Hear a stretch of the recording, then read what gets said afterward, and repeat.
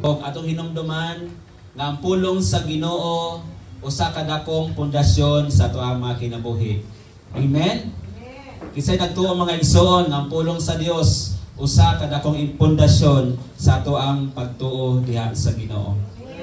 So sa atong gibasa sa previous nato nga teksto or sa previous nato nga mensahe sa pulong sa Ginoo, mao ni kabahin sa 2 Timothy chapter 2 verse 15. O ato ang gibahin-bahin ni siya sa upat ka hutong. Number 1 nga hutong mao kini siyang a workman, be diligent, na? Mo diligent kita pagkugi ta kanunay sa pagpresent sa ato ang kinabuhi diha sa Dios.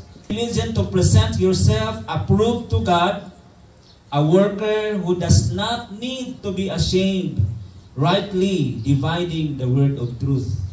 So ato naning gi-take up kaning be diligent, then a worker. Okay? Then ato ang nasayran mga igsoon kabahin sa usa ka alagad sa Ginoo nga nagkugi sa pagpamalandong sa pulong sa Dios. Katong Greek word nga agonizomia. That means nga kinahanglan ang usa ka mag-uuma or trabaho sa parasan sa Dios, ikaw ug ako kinahanglan nga aduna tay gitawag nato og utmost desire to study. Dunay gitawag strive, no? Naningkamot, nagkugi. Kay dili ta mahimong diligent, dili ta mahimong mukugi kung wala nato na gipangandoy. Kung dili nato priority ang Dios, dili ta matawag nga kugihan. Diba? Sa atong trabaho, bisan gani humana ang oras sa atong trabaho, pero ato pag yung gi-extend o pila ka oras. And that is extra mile. Na? So kung mag-ispat ang extra mile, mo na gitawag natong utmost. The same thing, mo pud na unta atong buhaton diha sa parasan sa Dios. Kay ngano, kaning kalibutan nga imong gilantaw, nakita sa duha nato ka mga mata, mulabay ra gid nistong kinabuhi, musugutan sa dili. Kanang pinakapalangga nato mga igsoon nga butang dinhi sa kalibutan, mubiya ra gyud na siya nato, mawala ra na siya. Nan kun ato ang i-focus niya, ang ato ang pananaw, ang atong pagbati, di ba, masakitan ta, mawad-an tag umoy hinungdan nga kita mawala sa pamapa sa pagpangalagad. Ano man, kay ato lang magipunting ang ato ang duha ka mga mata kutob sa atong makita.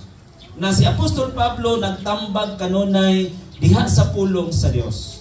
Nga dili nato itutok ang atong mga mata sa mga butang nining kalibutana, kay nining kalibutana temporaryo ra.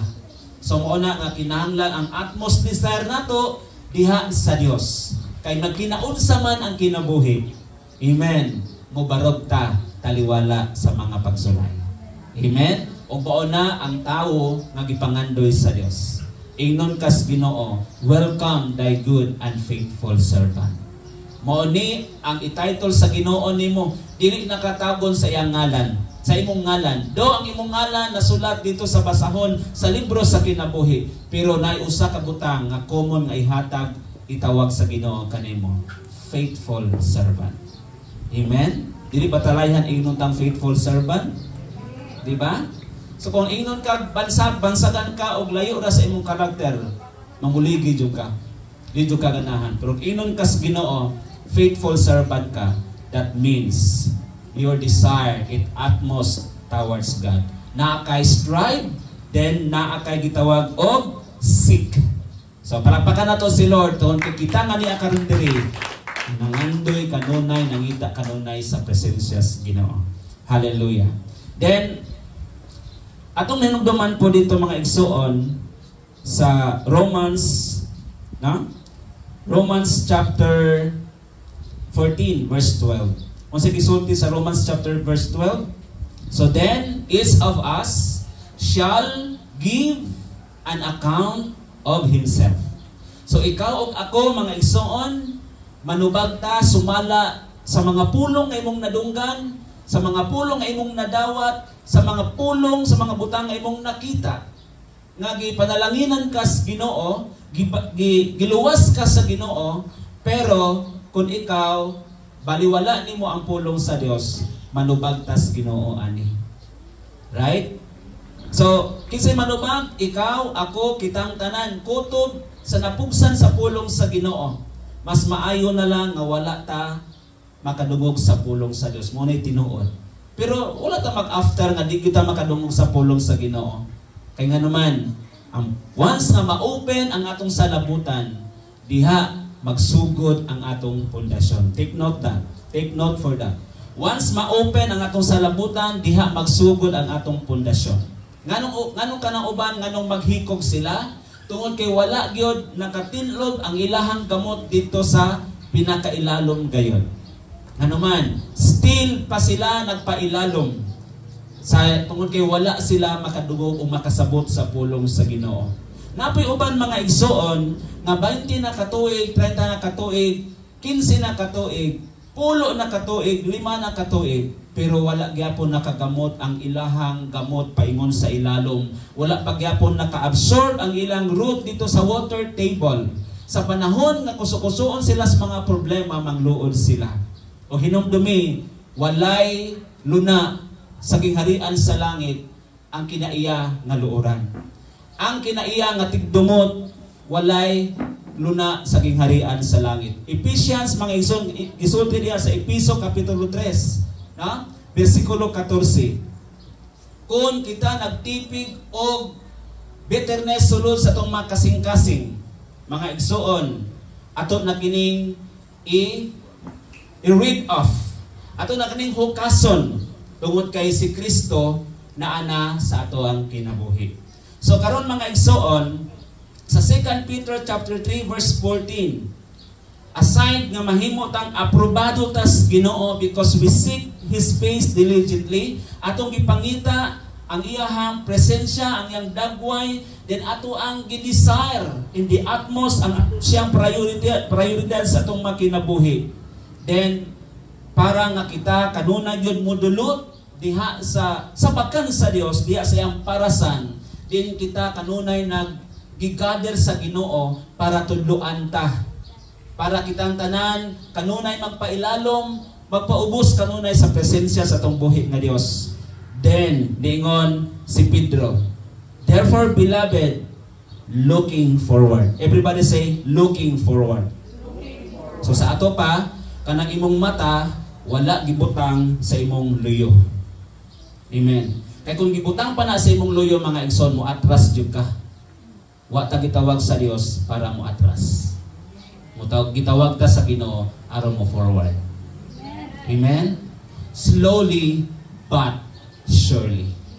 Bisan ang atong pagtubo hinay kaayo, no? Pero continue. No? Bahala naghinay ta basta kay padayon ta. O ngoni ang tawag sa Dios, mapadayonon. Amen? Pagpag sa Ginoo ang tanang mapadayonon. Hallelujah. Kay mauni ang rason nganong gitawag ta sa Dios.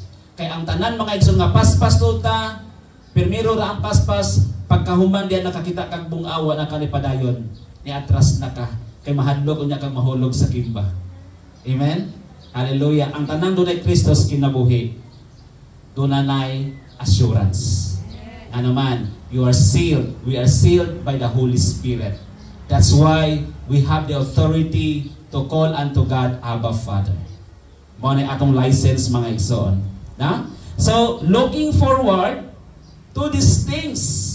Sa to pa, kining command ni Lord, mo ni ang ipasabot ni Peter, nga atong lantawon kining mga butang, kining mga tagsa-tagsa ka mga anggulos kinabuhi, to these things.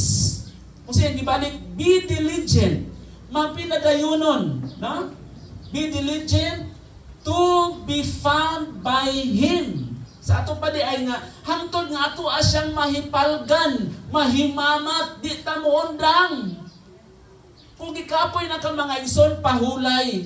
Dili pahulay sa dayon. Right? Kung gikapoy ta mo na invitation si Lord, Matthew chapter 11 verse 28, umari kamo kanako ningon si Jesus. That's why mo nitong purpose ni Arita ron dinhi kay bugat na kaayo mga igsoon. Bali nagyong bugata. Pero it's sad to note, uban nato mga igsoon dili makapaduol sa Ginoo. Tungod kay dunay usa ka dako kayong bungaw silang makinabuhi. Ang gitawag nato bitterness ug unforgiveness. Kung mauni mga igsoon mo pairal sa atong pagkakristohanon, di ta maka-proceed sa unahan. We cannot able to find Him. Di nato siya makita. Nga naman, He is the God of comfort. He is the God of peace. Siya ang Dios mga igsoon sa kalipay, lipayon ta niya, taliwalas kagulanan. That's why He said, He is always there to those who are broken-hearted. Katong mga nagaguol, kumporto na sa Ginoo. Ha? Pero kung naguol ka, tungod kay nasilo ka, dili na siya comfort gikan sa Dios. Kinsa man na gikan na sa kaaway sa Dios.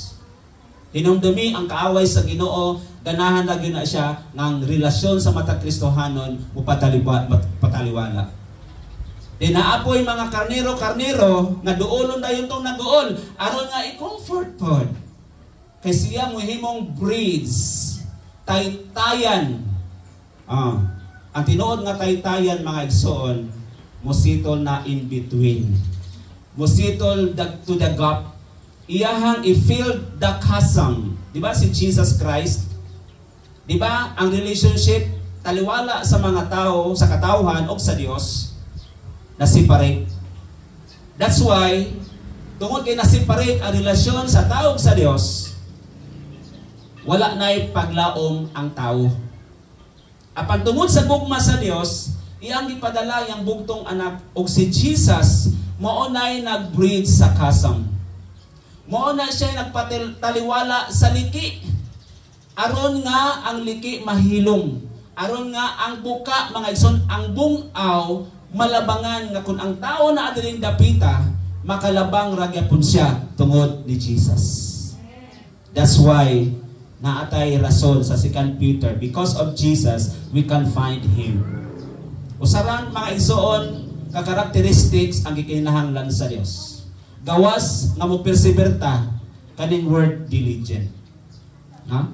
Magkukita kanunay. Kanang inyong pag-ari dinhing dapita, that's one characteristic usa na ka kinaiya nga nagkugita sa pagpaminaw sa pulong sa Ginoo.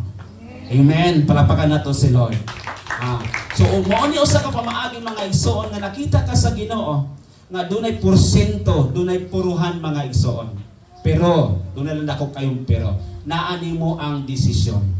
Naaragyapon nimo mga igsoon until such time you will find Him in peace. Kay dili makita si Jesus, di makita ang Ginoo diha sa karambula, diha sa kainit, diha sa problema. Dili nato makita mga igsoon ang kalinaw sa Dios kung wala nato ni na-restore ang ato ang pagbati diha sa Ginoo.